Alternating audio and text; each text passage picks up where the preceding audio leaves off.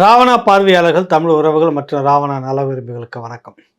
பரபரப்பாக எல்லா ஊடகத்திலையும் ஓடிட்டு இருக்கிற செய்தி தான். தேசிய தலைவர் மேதகு அவர்களுடைய படத்தை சீமான் பயன்படுத்த தடை விதிக்க வேண்டும், அவர் மீது நடவடிக்கை எடுக்க வேண்டும் அப்படின்ற ஒரு வழக்கு வந்து போட்டிருக்கிறாரு.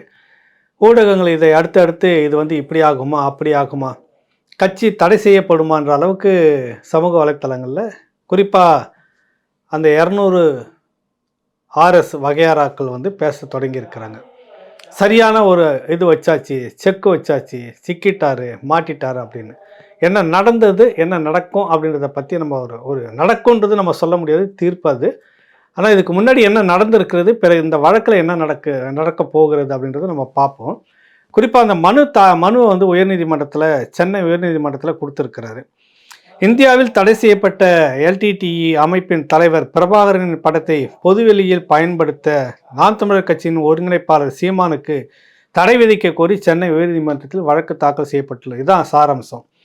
சென்னையை சேர்ந்த வழக்கறிஞர் எல்கே சார்லஸ் அலெக்சாண்டர் அப்படின்றவர் உயர்நீதிமன்றத்தில் மனுவை போட்டுக்கிறாரு. இந்த எஸ்பி ஆதித்யநாத் அவர்களால் நாம் தமிழர் கட்சி 1958 வருஷம் தொடங்கப்பட்டது. அந்த மறைவுக்கு பிறகு அந்த கட்சி அப்படியே நின்றுச்சு, அப்படியே இருந்தது. பிற்பாடு 2010 சீமான் தலைமையில் அந்த கட்சி எடுத்து நடத்திக்கிட்டு இருக்கிறாரு அப்படின்னு சொல்கிறாரு. இந்த வழக்கமாக இதுக்கான இந்த முன்னோட்டம், இந்த சாராம்சம்லாம் சேர்த்து கொடுக்குறதுல மனுவில் இதெல்லாம் தேவை அப்படின்றதுல இருக்குது. அந்த அடிப்படையில் இந்த கட்சிக்கு முன்னாடி என்ன பின்னாடி என்னலாம் நிறைய சேர்த்து இருக்கிறாரு. அதான் விஷயம். இந்த நிலையில தான் எல்டிடி மற்றும் இலங்கை அரசு இந்த போர் 2009 தொடங்கி முடிவுக்கு வந்தது. அதில் தலைவர், தேசிய தலைவர் வேலுப்பிள்ளை பிரபாகரன் அவர்களை சீமான் போர் முனையில் சந்தித்தார். அந்த யுத்த கட்டத்தில் போர் முனையில் சந்திச்சுட்டு AK-47, 74 இதெல்லாம் ஆயுத பயிற்சி எடுத்ததாக பெரிய அளவில் பரபரப்பாக பேசிக்கிட்டு வராரு.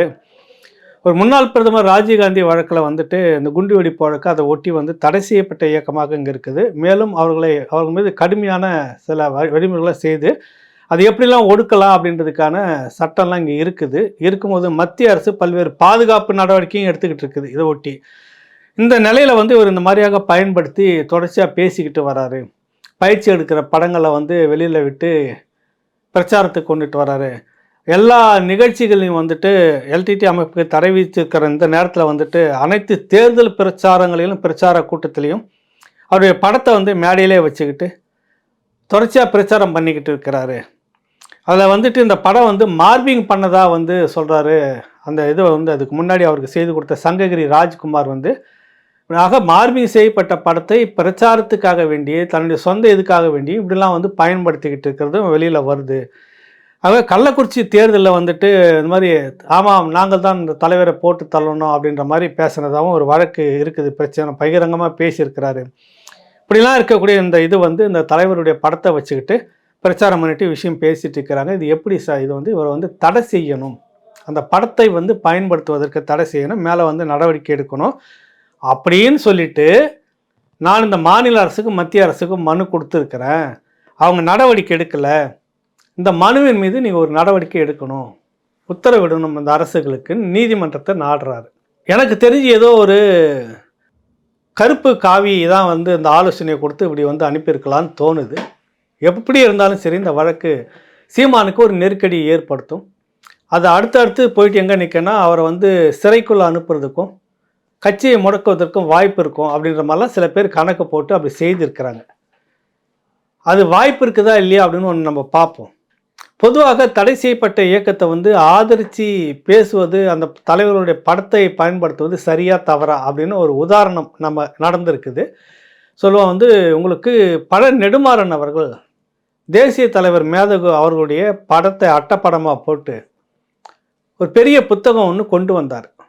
முன்னாடி கொண்டு வந்தோடனே அன்றைக்கி கலைஞர் பீரியடு தான் நினைக்கிறேன். அவர் உடனே என்ன பண்ணார், அந்த புத்தகத்தெல்லாம் பறிமுதல் செய்து சிபிசிஐடி மூலமாக தீவிரவாத தடுப்பு பிரிவுன்னு இங்கே இருக்குதுல்ல உங்களுக்கு கியூ பிரான்ச், அதன் மூலமாக ஒரு வழக்கு பதிவு செய்கிறார். தடை செய்யப்பட்ட இயக்கத்தை ஆதரித்து புத்தகத்தை கொண்டு கொண்டிருக்கிறார் அவர் சொல்லிட்டு அந்த புத்தகத்தெல்லாம் பறிமுதல் பண்ணிட்டாங்க.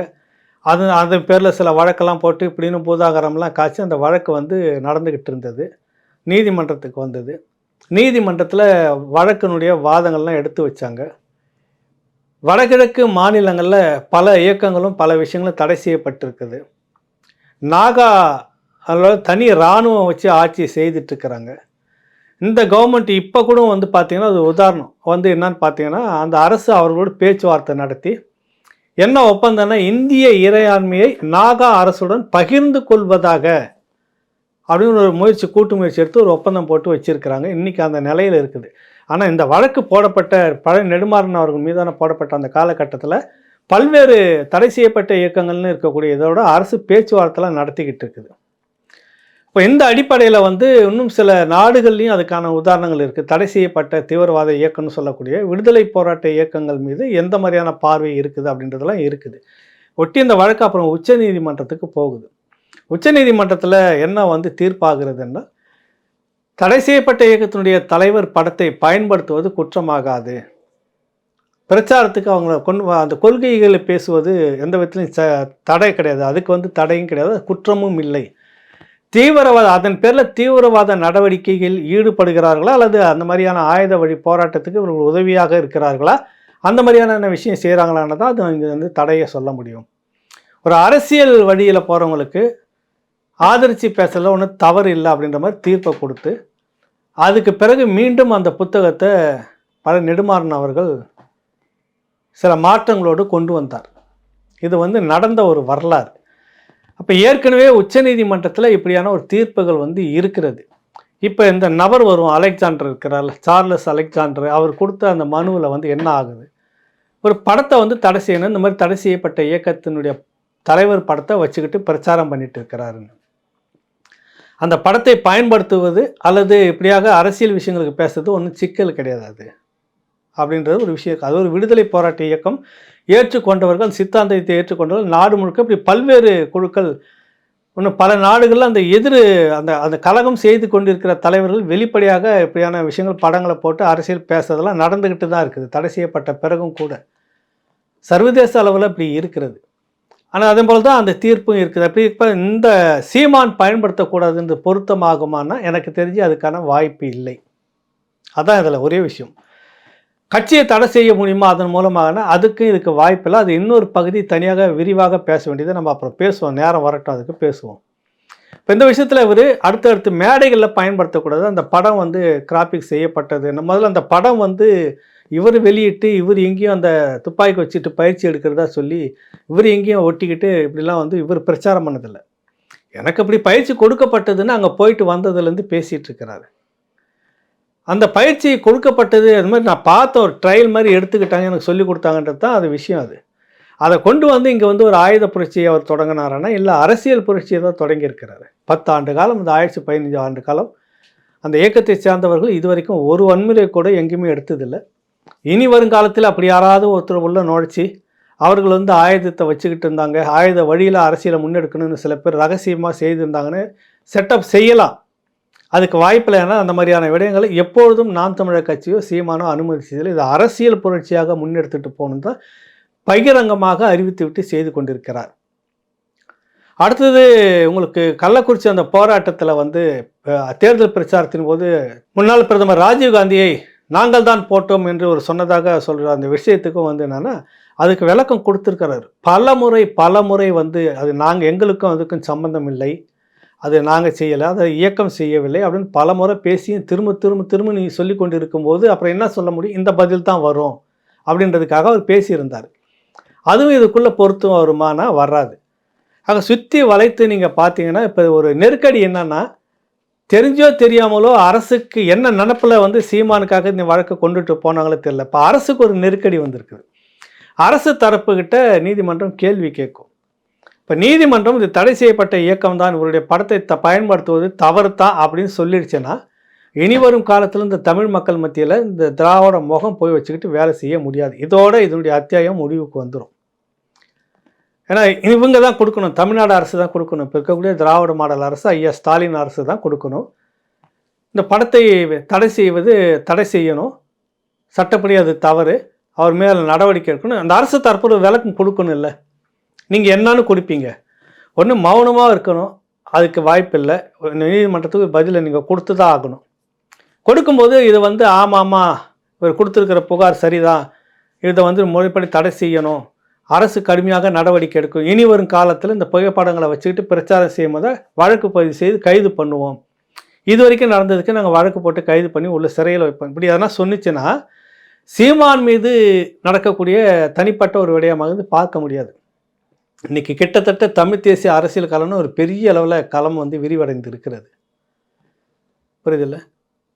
உங்கள் கூட்டணி கட்சிக்குள்ளாக இருக்க கட்சி ஆட்களே வந்துட்டு தலைவரை தூக்கி பிடிச்சி பிரச்சாரம் பண்ணி பேசியிருக்கிறாங்க. கூட்டணி கட்சியில் இருக்கக்கூடிய திருமாவளவன் பேசியிருக்கிறாரு, வைகோவும் பேசி கொண்டிருந்திருக்கிறார். அவர்களுடைய நிலைப்பாடு வந்து என்ன?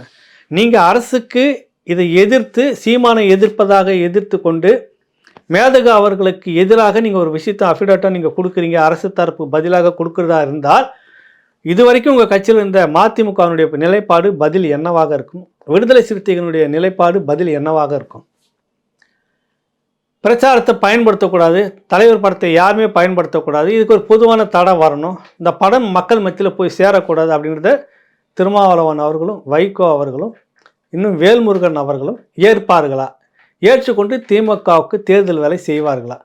செய்கிறார்கள் என்றால் கூட்டாக இவர்கள் சேர்ந்து இந்த படத்தை இருட்டடிப்பு செய்து இந்த பிரச்சனை, இந்த விஷயம் இந்த மக்கள் மத்தியில் இனி போய் சேரக்கூடாது என்பதற்காக கூட்டாக சேர்ந்து இவர்கள் ஒத்துழைச்சி அரசு உத்தரவின் பேரில் செய்கிறார்களா அப்படின்னு ஒரு இடம் வந்துடுது. கிட்டத்தட்ட திமுக கூட இந்த 3 பேரும், வேல்முருகன் தமிழர் வாழ்முறை கட்சி, விடுதலை சிறுத்தைகள் திருமாவளவன், மறுமலர்ச்சி திராவிட முன்னேற்ற கழகம் வைகோ, இவர்கள் எல்லோரும் சேர்ந்து இயக்கம் தலைவர் என்று பேசி கொண்டிருந்தவர்கள் திமுக நிலைப்பாட்டில் அது இருட்டடிப்பு செய்யணும், படத்தை வந்து பயன்படுத்தக்கூடாது என்று அரசு தரப்பு முடிவுக்கு இவர்கள் உடன்பட போகிறார்களான்னு ஒரு கேள்வி வருது. அப்போ திமுகவுக்கும் ஒரு நெருக்கடியான நிலைமை. நீங்கள் சட்டப்படி நடவடிக்கை அப்படின்னு நீங்கள் ஏதாவது பேசி இந்த விஷயத்தை நீங்கள் பண்ணிங்கனாக்கா உலகம் முழுக்க இருக்கக்கூடிய மக்கள்கிட்ட ஒரு பெரும் எதிர்ப்பை சம்பாதிக்கிறது ஒரு பக்கம், முதன்முறையாக இந்த தேர்தலில் இந்த மக்கள்கிட்டே ஒரு பெரும் எதிர்ப்பை நீங்கள் சம்பாதிப்பீங்க. முன்பு போல் இப்போ இல்லை, கிட்டத்தட்ட பரவலாக போய் சேர்ந்திருக்கிறது. பாட்டாளி மக்கள் கட்சி ஒரு கேள்வியை கேட்கும், இந்த விஷயத்தில் அரசு நிலைப்பாடு இப்படி எடுத்தது சரியா தவறா? அப்போ இத்தனை ஆண்டு காலமும் இந்த தமிழ் மக்களுக்கான விடுதலை நாங்கள் ஆதரிக்கிறோம்னு சொல்லிட்டு வந்த நிலைப்பாடு சரியா தவறான்னு. அதிமுகவுக்கு ஒரு பெரிய நெருக்கடி இருக்குது, அது இதில் எப்படி அரசியலுக்கு எடுத்துக்கிட்டு இதை பண்ணும் அப்படின்னு. சட்டமன்றத்திலேயே வந்துட்டு இன விடுதலை போராட்டத்தை வந்து ஆதரித்து அந்த அம்மா தீர்மானம் போட்டிருக்காங்க, நடந்தது போர்க்குற்றம்னு பேசியிருக்கிறாங்க. இலங்கை தமிழ் மக்களுக்கு இப்படியாக செய்யக்கூடிய அந்த சிங்கள அரசு தலைமைக்கு, இலங்கை அரசுக்கு இந்தியா எந்த விதமான பொருளாதார உதவியும் செய்யக்கூடாது அப்படின்னு சட்டமன்றத்தில் தீர்மானமும் போட்டிருக்காங்க. அப்படி போட்ட கட்சி அதிமுகவுடைய நிலைப்பாடு என்ன? அதில் திமுக கொடுக்கறதுக்கு நேர் எதிராக இருக்கும். நாங்கள் ஆதரித்துக்கிட்டு இருந்தோம் மறைமுகமாக, இவர்கள் துரோகம் செய்கிறார்கள்னு அதிமுக சொல்லிச்சுன்னா அதிமுக வின்னர் இந்த விஷயத்தில் திமுக படுத்துக்கும். ஆக இந்த நேரத்தில் வந்து ஒரு பெரிய குழப்பம்தான் இருக்கும். தீர்ப்பு வந்தாலும் கூட எடுத்துக்கிறாங்க, திங்கட்கிழமை தான் வழக்குக்கு எடுக்க போகிறாங்களா இல்லையா, அநேகமாக எடுக்கப்படும், அதுக்கான சாத்தியக்கூறுகள் இருக்குதுன்றாங்க. தீர்ப்பு எப்படி வரும்னு தெரியாது. தீர்ப்புக்கு மேலே அதுக்கு மேலே மேல்முறையீடு இருக்கிறது, அப்புறமா உச்சநீதிமன்றம் போக வேண்டியது இருக்குது, பல விடயங்கள் இருக்குது. அது வேறு விஷயம். உடனடியாக ஒரு மேலே வழக்கு போடலாம், ஒரு பெயிலில் வந்துட்டு வழக்கு நடத்தலாம், அவ்வளோதான் நடக்கும். புரியுதுல? நீதிமன்ற உத்தரவின் பேரில் கைது ஆணைன்னு நீங்கள் வாங்கலாம். கைது ஆகிட்டு உள்ளே போனால் கூட ஒரு 15-20 நாளில் வெளியில் வந்துடலாம். நீங்கள் குண்டாசுன்னு சொல்லிட்டு உள்ளே பட்டாலும் கூட, இல்லை அந்த சட்டத்தை நீங்கள் பயன்படுத்தினாலும் கூட, ஏன்னா கடந்த காலத்தில் கருணாநிதி 2009 காலகட்டத்தில் இதெல்லாம் பயன்படுத்தி தான் இந்த தலைவர்களும் இதே சீமானியும் பி மணியரசன் அவர்களையும் குளத்தூர் மணி அவர்களையும் இந்த போராட்டம் நடத்துனாங்கன்ற அந்த காலத்துக்கட்டத்தில் 2009 இப்படியான சட்டத்தை, கொடுஞ்சட்டத்தை பயன்படுத்தி தான் உள்ளே போட்டிங்க. அதிகபட்சமாக போனாக்கா ஒரு 3 மாதம் வெளியில் வந்துட்டோன்னா அதனுடைய வீச்சு வேகம் வேறு மாதிரியாக இருக்கும். இப்படி பல காரணங்களுக்கு இதுக்குள்ளாக சிக்கலாக இருக்கிறது. எனவே மேதகு தலைவர், தேசிய தலைவர் பிரபாகரன் அவர்களுடைய படத்தை பயன்படுத்த முடியாது என்ற சூழ்நிலை இங்கே வந்து வாய்ப்பு இல்லை அதுக்கு அப்படின்னு தான் தோணுது. ஏற்கனவே ஒரு தீர்ப்பு வந்துருச்சு, அதுக்கு மாறாக இவர்கள் ஒன்று நடக்குமான்னு தெரியலை.